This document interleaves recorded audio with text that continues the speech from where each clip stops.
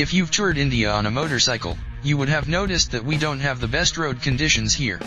And, until now, the selection of adventure touring motorcycles at our disposal has been very limited. There's either the ridiculously heavy and sophisticated, big adventure tourers, or the Royal Enfield Himalayan.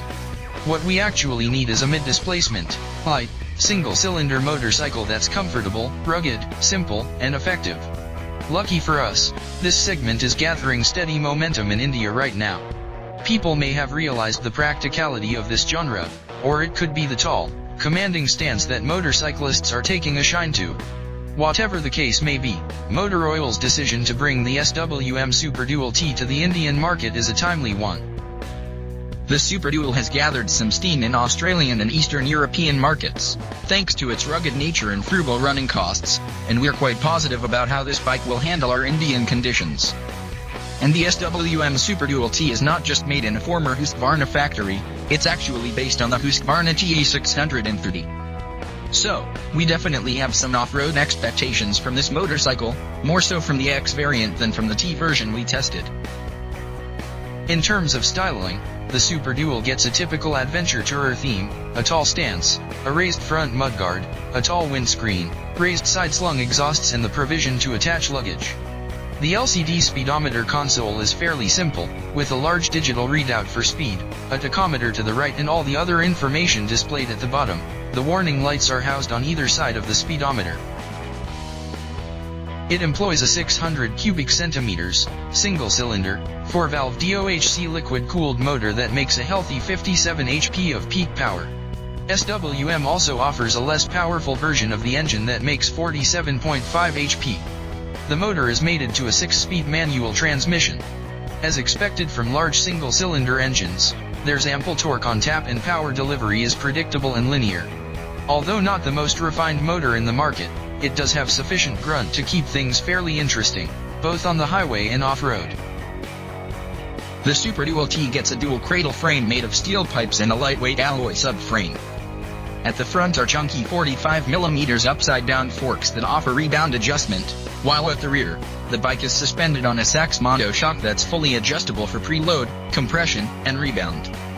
Suspension travel is plentiful, 210mm at the front and 270mm at the rear, which allows it to handle bumpy and broken roads well. Ground clearance is at a 180mm, but that makes the saddle height extremely tall at 898mm, even besting that of full-size adventure touring bikes. This riding position, however, is commanding and quite comfortable, even for some amount of off-roading. The Superdual stands 2,240mm long, 905mm wide and 1,240mm tall, while the wheelbase is 1,510mm. Dry weight is kept to a fairly light 169 kg and the Superdual gets a 19-liter fuel tank. The T version gets 19-inch front and 17-inch rear wire spoke wheels, while the X version gets 21 and 18 inchers. Braking duties are carried out by a single 300mm disc at the front and a 220mm disc at the rear. Both front and rear brake calipers are floating type and are equipped with off-road ABS.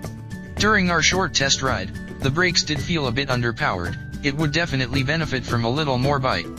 But the Metzeler Tourance tires did offer a pretty good level of grip. On the go, the SWM feels like a really tall motorcycle. The long travel suspension and 19-inch front wheel keep feedback levels quite low. So, dipping into corners does feel a bit big and is not as predictable as some of the bigger, premium adventure tourers. The throttle also has a bit of a snappy nature to it and that can make things a bit unpredictable going through the curves. Overall, the Superdual T does feel like a decently capable, fairly rugged adventure tourer that does well when ridden in a more relaxed manner. So, while it sits directly alongside the likes of the Kawasaki KLR650 and the Suzuki DR650 in terms of configuration, this will be the first big single adventure tourer to be sold in India.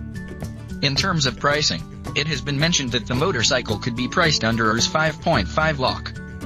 If that holds true, or if Motor Oil manages to set an even lower price, the Superdual has the potential to be extremely successful here.